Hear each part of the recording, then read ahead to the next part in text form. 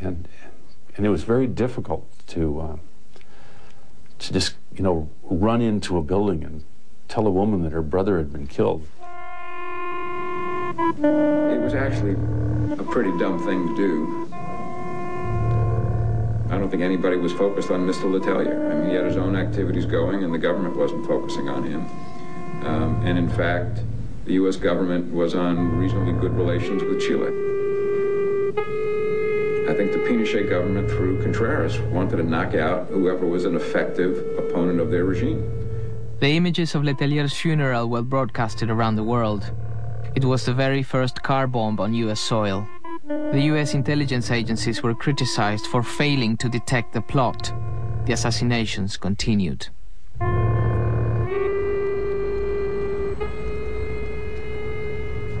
Condor agents were plotting attacks worldwide. One of them against an American congressman who lobbied to stop the arms sales to the military dictatorships of South America. Ed Koch became a target when the U.S. Congress blocked a weapons contract worth $3 million. One morning, Ed received a worrying phone call. My secretary said, Ed, the director of the CIA is on the phone. I was shocked because I'd never received such a call before.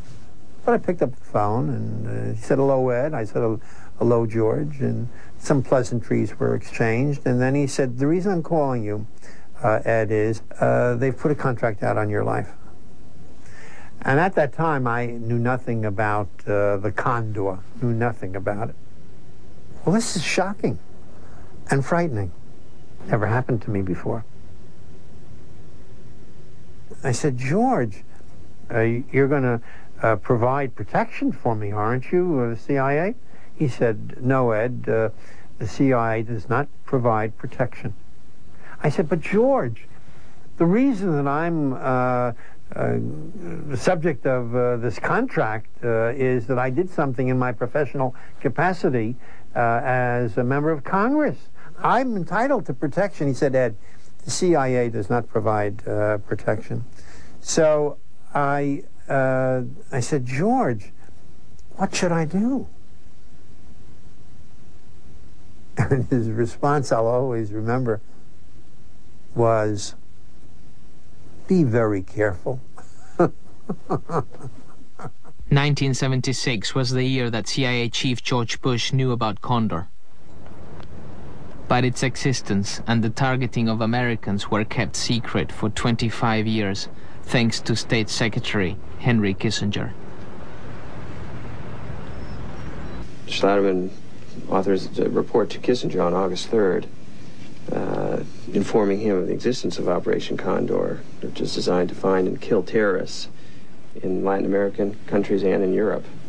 Sensitive intelligence sources and methods involved. I think this gets dramatic.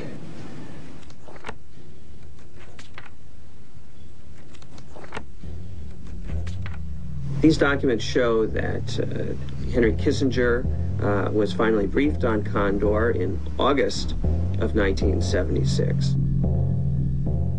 Kissinger served under Presidents Richard Nixon and Gerald Ford during the worst period of the Cold War. He was a fervent anti-communist and feared the prospect of 1,000 Che Guevaras organizing revolutions throughout the world. The CIA reported to Kissinger that Condor was planning the killing of high-profile politicians abroad.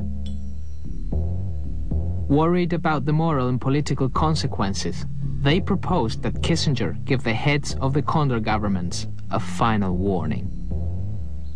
Kissinger agreed.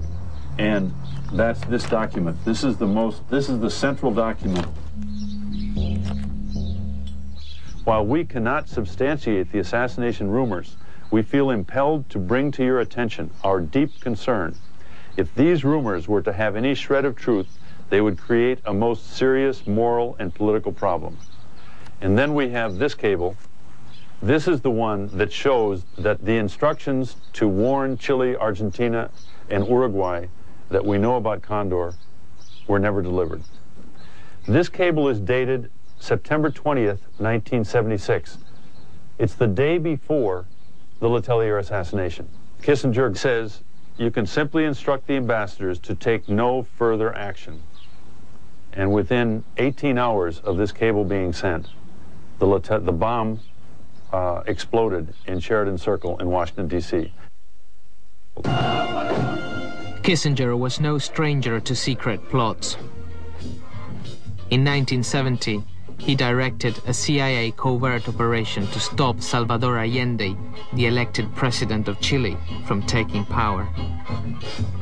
The Chilean army chief, General Schneider, made the lethal mistake of supporting the popular vote. Nosotros estamos en un juicio contra el señor Henry Kissinger porque estimamos que él es uno de los responsables de la muerte de mi padre.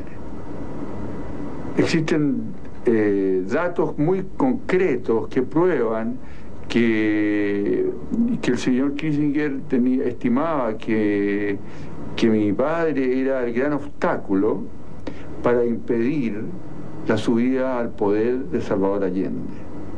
La orden de Nixon en ese momento fue: sáquenlo del medio a como dé lugar.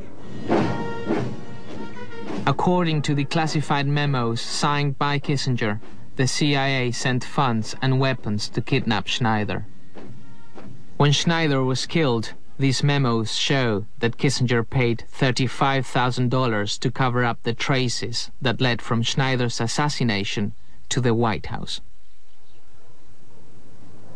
Obviamente Estados Unidos era el enemigo número uno del comunismo en aquella época, y en consecuencia nosotros estábamos luchando contra el comunismo que venía importado de Rusia o de la Unión Soviética en la época, y a través de Cuba fundamentalmente, que tenía prácticamente sus soldados aquí. Nosotros, el gobierno militar, particularmente el presidente Pinochet, se embarcó en una lucha contra el terrorismo que hoy está tan de moda a raíz de que la guerra llegó, o el terrorismo llegó a Estados Unidos. Por eso cuando a nosotros nos atacan en el mundo, porque que fuimos, digamos, afectamos los derechos humanos, yo siempre digo, bueno, nosotros luchamos justamente por los derechos humanos de la mayoría de los ciudadanos chilenos. Aquí tuvo un costo, no cabe la menor duda. Schneider's successor, General Carlos Prats, opposed Pinochet and left for Argentina after the coup. One night, DINA agents planted a bomb in his car. The blast killed Carlos Prats and his wife, Sofía. Mi padre consideraba que eran los políticos los que tenían que resolver los problemas políticos del país. Que la institución castrense no tenía como objetivo, dentro de lo que es la institucionalidad republicana, hacerse cargo de un gobierno para resolver problemas políticos. Entonces, ahora Pinochet consideró todo lo contrario. Este es el automóvil en que viajaban Carlos Prats y su señora. La bomba de tiempo fue colocada en la parte baja del automóvil, entre los dos asientos de la parte delantera. Se observan incluso algunas pertenencias personales, entre ellas los zapatos de la señora Sofía. Mucha gente observando el estado en que quedó el vehículo. Señora, ¿qué opina usted de este tipo de atentado? ¿Y qué quiere que diga? Horrorizada. Señor, ¿qué opina usted del terrorismo? ¿Condena esto? Lo condeno y quisiera verlo a los criminales arriba de ese coche. La DINA, digamos, cuyo jefe era Contreras y que dependía de Pinochet, fue el que dio las instrucciones para que este atentado se realizara. La primera acción del plan Condor habría sido justamente este atentado. La operación Condor, esa fue una gran mentira del marxismo y del comunismo. ¿Qué opina de la muerte de Prats y de Schneider? Los mataron los mismos comunistas porque eran traidores a la patria, porque ellos se metieron con los extremistas.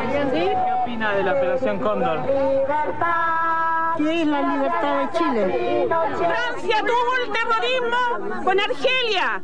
Francia enfrentó el terrorismo. Ellos saben lo que significa. Y yo no sé por qué ellos, a nosotros, a Pinochet lo satanizaron, lo llevaron, lo secuestraron. Pinochet es el libertador de Chile. ¡Sí, sí, sí! ¡Viva Chile, Pinochet! ¡Sí, sí, sí! ¡Viva Chile, Pinochet! ¡Viva los comandos del ejército chileno! Un gran gobierno que poder, seguridad, tranquilidad.